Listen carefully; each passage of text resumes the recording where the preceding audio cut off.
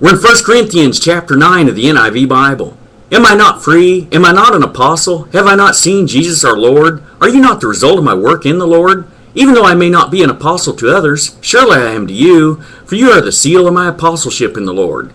This is my defense to those who sit in judgment on me.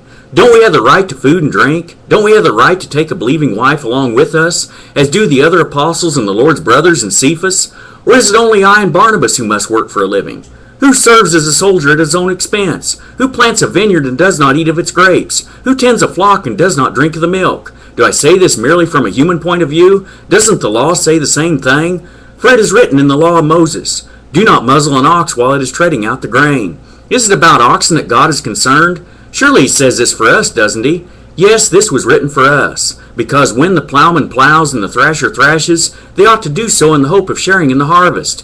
If we have sown spiritual seed among you, is it too much if we reap a material harvest from you? If others have this right of support from you, shouldn't we have it all the more? But we did not use this right. On the contrary, we put up with anything rather than hinder the gospel of Christ. Don't you know that those who work in the temple get their food from the temple, and those who serve at the altar share in what is offered on the altar?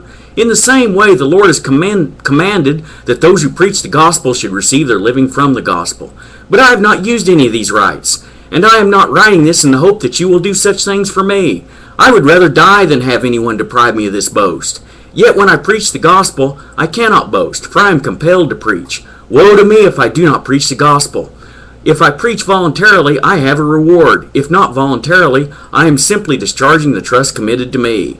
What then is my reward? Just this, that in preaching the gospel I may offer it free of charge, and so not make use of my rights in preaching it.